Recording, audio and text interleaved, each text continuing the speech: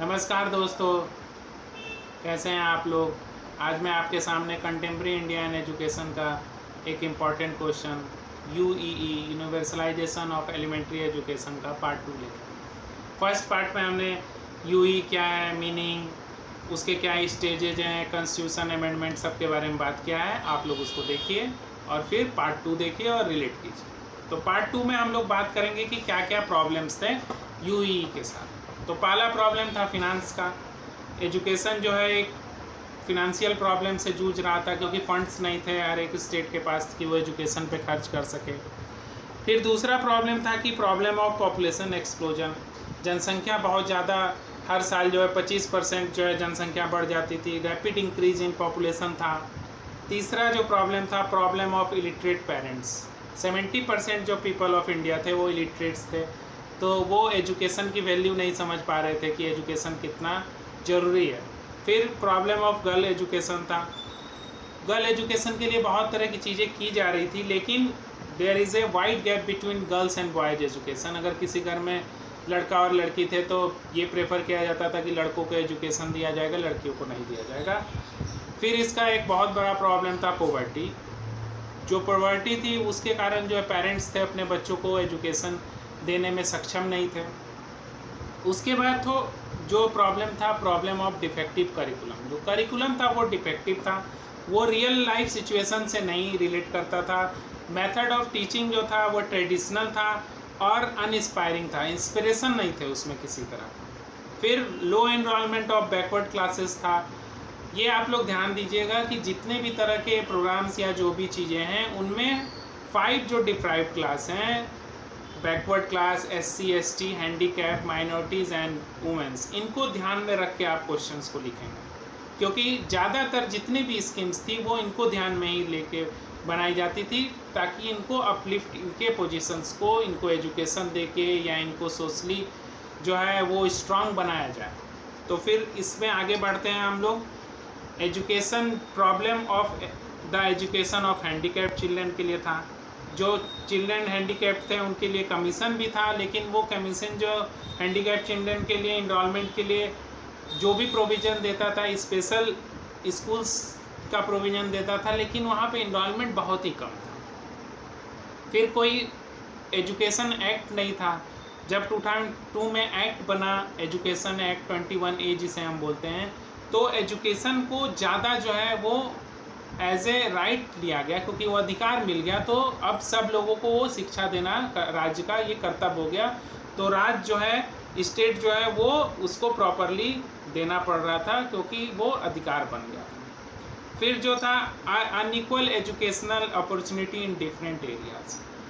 हर एक स्टेट के अपने अपने रिसोर्सेज थे, हर एक स्टेट के पास अपने अपने फंड्स थे, तो वो उसके अकॉर्डिंग जो है अपने राज्य अपना जो है एजुकेशन पे खर्च करता था। इवन स्टेट्स के जो डिस्ट्रिक्ट्स थे, अलग अलग डिस्ट्रिक्ट में भी एजुकेशन जो था अनइवन था। किसी डिस्ट्रिक्ट में बहुत अच्छा एजुकेशन का परसेंटेज था, किसी में कम था। फिर क्या था कि depth of suitable and qualified teacher. Qualified teacher की बहुत कमी थी जो सही से शिक्षा दे सके, जो ऑब्जेक्टिव उनका कुछ नहीं था, जो उनका लक्ष्य है या ध्येय है कैसे देना है, कोई करिकुलम नहीं था उस तरह का। एंड 3 आवर्स जो टीचिंग के थे, 3 आवर्स क्या होते हैं, रीडिंग, राइटिंग एंड अरिथमेटिक, वो उसको फॉलो नहीं करते थे। तो अगर 3 आवर को फॉलो नहीं किया जाएगा तो बच्चों का सही से डेवलपमेंट नहीं होगा, मतलब एक बैलेंस्ड पर्सनालिटी बच्चों का नहीं बन पाएगा। तो बैलेंस पर्सनालिटी बनाने के लिए 3 आर का जरूरी है। 3 आर आप लोग याद रखिएगा, रीडिंग राइटिंग एंड अरिथमेटिक। तो ये आपको प्रॉब्लम्स थी यूई के साथ। अब सर्टेन प्रॉब्लम्स के बाद क्या था कि कैसे अचीवमेंट हो, क्या गोल है यूई का। हर एक जो भी कार्य हम करते हैं उसका लक्ष्य होता है। तो पहला जो लक्ष्य था प्रायोरिटी टू एलिमेंट्री एजुकेशन, मतलब एलिमेंट्री एजुकेशन को प्रायोरिटी देना है, उसको बढ़ावा देना है, उसमें ज़्यादा से ज़्यादा चीज़ों को इम्प्लीमेंट करना है। रीस्ट्रक्चरिंग एजुकेशन, रीस्ट्रक्चर करना है एजुकेशन को, मतलब कि प्राइमरी एजुकेशन में जो चीज़ें जरूरी हैं, फैसिलिटीज़ जो ज़रूरी हैं वो देना है ताकि वो बच्चे का अच्छे से विकास हो। फिर जो अपर प्राइमरी है, सेकेंडरी है, वहाँ तक बच्चों को एजुकेशन जो है वो स्ट्रक्चर वाइज देना है। Bridging the gap between boys and girl education, जो एक बहुत बड़ा खाई था, एक अंतर था बॉयज़ एंड गर्ल एजुकेशन में, उसको क्या करना है, कम करना है, ताकि जो समाज में असंतुलन है वो ख़त्म हो।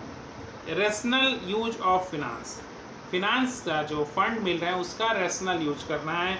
Community resources, main material and जो रिसोर्सेज मिल रही हैं उनको अच्छे से यूज करना है। स्कूल्स को डबल शिफ्ट में स्कूल सिस्टम को जहाँ तक वो चलाना है, एक मॉर्निंग शिफ्ट, एक जो है डे शिफ्ट, ताकि जो है बच्चों ज़्यादा पॉपुलेशन है तो ज़्यादा बच्चे हैं तो उनको सभी को शिक्षा मिल सके। फिर क्या है, quality education to rural children, चूँकि अर्बन एरियाज़ और रूरल एरियाज में एजुकेशन का रेशियो बहुत ही जो है डिसबैलेंस था, तो ये ध्यान देना है कि रूरल एरिया में एजुकेशन को अच्छा करना है। क्वालिफाइड टीचर्स वहाँ पे अपॉइंट करने हैं रूरल एरिया में, उनको टीचिंग ट्रेनिंग देनी है, उस तरह के रीडिंग मटेरियल्स अच्छे से प्रोवाइड करना है, बुक एंड रिसोर्सेज अच्छे देने हैं ताकि रूरल एरिया का डेवलपमेंट हो, क्योंकि इंडिया जो है एक रूरल कंट्री है, ज़्यादा पॉपुलेशन जो है वो गाँवों में रहती है, तो वहाँ पे विकास जो है शिक्षा का अच्छे से करना है।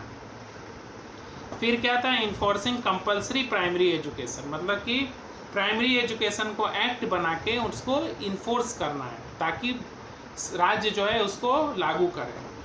उसके बाद एजुकेशन फॉर फैमिली प्लानिंग, जो हमारा प्रॉब्लम था एक पॉपुलेशन हर साल 25% बढ़ जा रहा है, उसको कम करने के लिए फैमिली प्लानिंग जो है उसको बताना है कि कैसे फैमिली प्लानिंग करना है।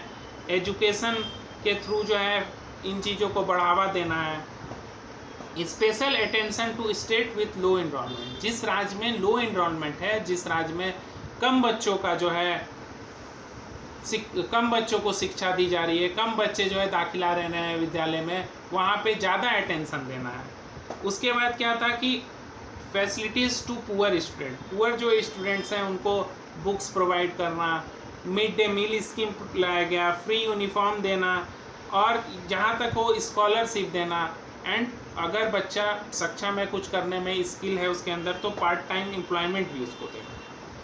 फिर क्या था, रिन्यूअल ऑफ करिकुलम जो है वो क्वालिटेटिव हो, क्वांटिटिव भी हो और क्वालिटेटिव भी हो, सिर्फ क्वांटिटिव नहीं हो कि भारी भरकम एक सिलेबस दे दिया गया और उसमें कुछ क्वालिटी नहीं हो, वो स्किलफुल हो, वो साइंटिफिक हो, ताकि बच्चे का कॉग्निटिव डेवलपमेंट हो सके, बच्चे में थिंकिंग एबिलिटी अच्छे से डेवलप करें। फिर न्यू मेथड्स ऑफ टीचिंग, जैसे कि सब्जेक्ट क्लियरली समझ में आए, ईजिली आए, टेक्नोलॉजी एड्स हो, ऑडियो वीडियोस दिखाए जाएं, तो इससे क्या होगा कि सब्जेक्ट क्लियर और ईजिली समझ आएगा। फिर क्या है, एजुकेशन ऑफ डिजेबल्ड, जो डिजेबल्ड हैं, हैंडीकैप्ड है, उनको अच्छे से एजुकेशन देना। मिनिमाइज करना drop out rates among disabled children, bringing them on par with general drop out, मतलब जो जनरल बच्चे उनके साथ उनको ला के शिक्षा देना ताकि उनमें हीन भावना नहीं हो, इन्फिनिटी कॉम्प्लेक्स नहीं हो। फिर strengthening of non formal education programme जो है, जो अल्टरनेटिव है एजुकेशन देने का, फॉर्मल एजुकेशन अगर नहीं मिल रहा है तो नॉन फॉर्मल एजुकेशन दिया जाए, उसको जो है वो स्ट्रेंथनिंग करेगा, मतलब उसको ताकत देगा। रिफॉर्म्स इन एजुकेशनल एडमिनिस्ट्रेशन, जो एडमिनिस्ट्रेशन है वो टीचर या जो एडमिनिस्ट्रेटिव लोग हैं वो डेमोक्रेटिक रूप में काम करें, पेरेंट्स का जो है रिप्रेजेंटेशन हो एडमिनिस्ट्रेशन में, सब मिल के एक कोऑपरेशन के साथ जो है एजुकेशन को अच्छे से बनाएं, और फ्री फ्रॉम पॉलिटिकल इंटरफेरेंस जितना कम होगा उतना ज़्यादा एडमिनिस्ट्रेशन अच्छे से काम करेगा, उतना ज़्यादा टीचर जो है फ्री से अच्छे से पढ़ा सकेगा, और सबको जो है एक्सेसिबल हो एजुकेशन, मतलब comprehensive access of primary education. ये जो है प्रोग्राम ज़्यादा स्टेट में लागू किया गया, कॉम्प्रिहेंसिव एक्सेस प्राइमरी एजुकेशन जिसको CAP कहा जाता है, और ये जो है मटेरियल प्रोवाइड किया गया, बुक्स दिए गए, एलिमेंट्री एजुकेशन को अच्छे से किया जाए। तो ये एक टारगेट बेस था कि आपको इतने साल में इतने बच्चों को एजुकेशन देना है, प्राइमरी एजुकेशन अच्छे से देना है, एलिमेंट्री एजुकेशन अच्छे से देना है, ताकि वो आगे चल के सेकेंडरी हायर एजुकेशन अच्छे से ले सकें। रिटेंशन पॉलिसी, मतलब बच्चा इनरोल तो हो गया लेकिन वो ड्रॉप आउट, आगे जाते जाते पढ़ाई छोड़ दे रहा है, तो उसको भी कम करना है। एडमिशन भी दिलाना है और रिटेंशन में, मतलब एडमिशन को भी तवज्जो देना है, एडमिशन भी ले बच्चा और उसका वो एडमिशन लेके वो पढ़ाई को कंटिन्यू भी कर सके। तो ये आपके लिए यूई का एक वीडियो है, आप लोग इसको देखिए और ये बहुत ही इम्पोर्टेंट क्वेश्चन है एग्ज़ाम पॉइंट ऑफ व्यू से। आप लोग इसको अच्छे से देखिए, समझिए, कमेंट कीजिए, लाइक डिसलाइक जो भी हो उसको लिखिए हमारे कमेंट में, शेयर कीजिए ज़्यादा से ज़्यादा और सब्सक्राइब कीजिए। ये मेरे लिए बहुत ही प्रोत्साहन देने वाला चीज़ होता है, मुझे प्रोत्साहित करता है ताकि मैं आप लोगों के लिए और अच्छे अच्छे पॉइंट्स अपने वीडियो में डालूं ताकि वो आपके लिए यूजफुल हो एग्जाम में। धन्यवाद।